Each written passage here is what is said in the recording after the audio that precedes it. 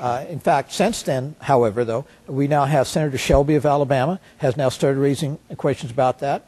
We have Senator Coburn has likewise raised questions, and we have Congressman Posey of Florida has introduced a bill to require proof be provided for anyone in the future that runs for president that they are indeed eligible to serve as president. He now has, I believe, either 5 or 6 co-sponsors, so that's starting to progress.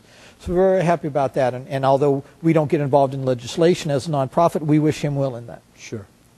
Now, our case right now had interesting ups and downs. We tried to obtain a hearing on our case before the casting of the Electoral College votes on December 15th, 2008.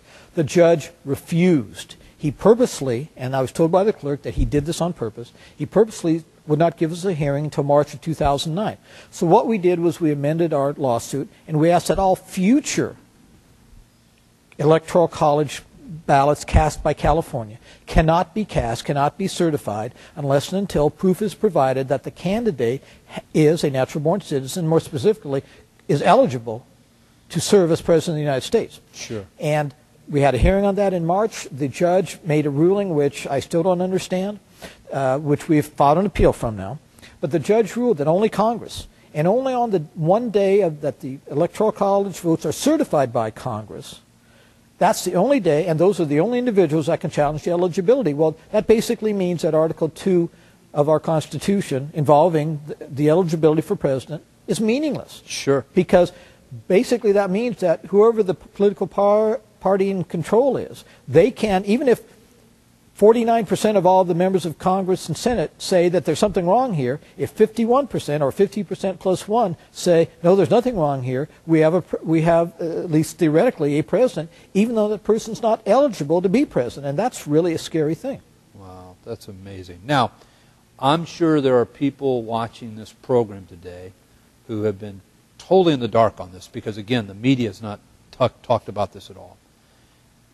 For those watching today that are interested in doing something, it's an interesting program, but I guarantee you people out there saying, you know, this isn't right, because really everything we've talked about today could all be resolved if this man would just do what any of us could do, and that's show a copy of our birth certificate, right? I mean, that's the ultimate answer to this, correct? Yes, it is. For those watching today, I know there's been a couple of things that you've put into place to help them take action. Why don't you tell the people what they can do? Well, one of the things, of course, is that they can go to our website and see the latest on the issue, because we keep updating our website with articles about the case and articles involving other litigation that's going on.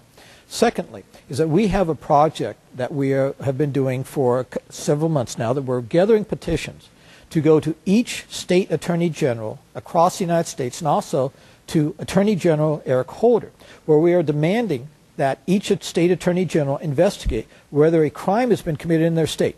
See, in each state where he ran for president, and that's all 50 states, sure, Mr. Obama had to sign a certification under penalty of perjury that he was legitimate to run, correct? That's right, that he was eligible to run for president. Right. Now, if he wasn't, that means he's committed either a misdemeanor, although I doubt that, but probably a felony in every state. There may also be other crimes he's committed. For instance, some states have laws that have other requirements before you can run. And if you're not eligible to run, you can't qualify for any requirement to run for president. And so there may be one or more felonies, or at least one or more crimes in each state that he's committed. And we've been gathering tens of thousands of petitions to submit to these attorney generals. And we'd like more people who have not heard of this issue, to sign those petitions. That's great.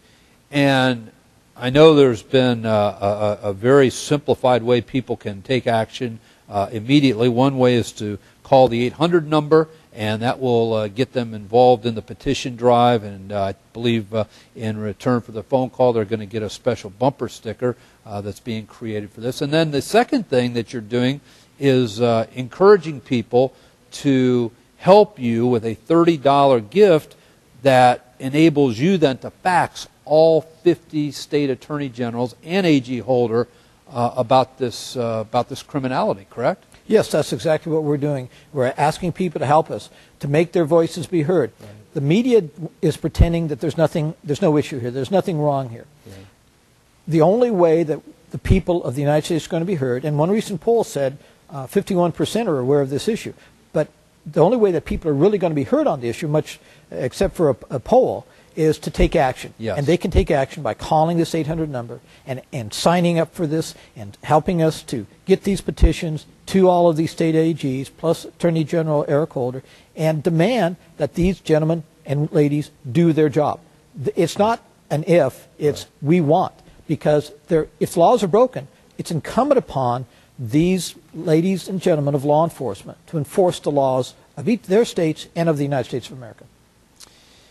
Folks, that's Gary Creep, Executive Director, United States Justice Foundation. He's been on the front lines of this issue. As you've heard today, this is not a complicated issue. It's very simple. Matter of fact, this issue could go away in a matter of seconds if President Obama would simply produce his valid State of Hawaii long-form birth certificate and prove he was actually born in Hawaii. This issue would go away. Wouldn't be need for any more litigation. There wouldn't be need for him to spend any more money on attorney's fees, and this whole issue would go away. There's got to be a reason why he refuses to do that, and you can help hold him accountable. Watch this special message, how you can get involved, and I'll be right back to wrap things up in just a minute. Where was President Obama born? Why does he refuse to produce his official State of Hawaii birth certificate? What's he hiding? Now your voice can be heard in this matter. The United States Justice Foundation has taken the lead in forcing President Obama to supply his official State of Hawaii birth certificate and prove he's constitutionally eligible to be president. You can help by going to your phone and calling 1-800-321-3247 to have your name added to a petition going to GOP leaders to force President Obama to obey the law. Join hundreds of thousands of Americans who simply want the truth. And as a thank you for being part of this petition drive, you will receive the specially created Got a Birth Certificate bumper sticker. Also, you can help the United States Justice Foundation in their efforts to force President Obama to produce his birth certificate by making a gift of $30 that will enable us to send a fax on your behalf to all 50 state attorney generals and U.S. Attorney General Eric Holder, demanding they force President Obama to supply his official State of Hawaii birth certificate. Your $30 gift will help us demand the attorney generals in all 50 states plus U.S. Attorney General Holder do their job and force President Obama to obey the law. The politicians, those entrusted with enforcing the law, the media, all refuse to force President Obama to prove where he was born, but you can. Go to your phone now and call 1-800-321-3247 and add your name to a special petition, and for your gift of $30, we'll send a fax on your behalf to all 50 state attorney generals and U.S. Attorney General Holder demanding they provide President Obama's official State of Hawaii birth certificate. Don't sit back, do nothing, act now. Go to your phone, call 1-800-321-3247 and tell President Obama to prove where he was born. Thank you for watching this very special presentation of where was President Obama born. This is a legitimate issue. Don't let people tell you otherwise. If the man was not born in Hawaii as he claims, he's not legally the president. He was not legally able to even run for that office. All he has to do to end this issue once and for all is produce his birth certificate. It's something you can do, it's something I can do, and it certainly ought to be something he is forced to do. Thank you for tuning in.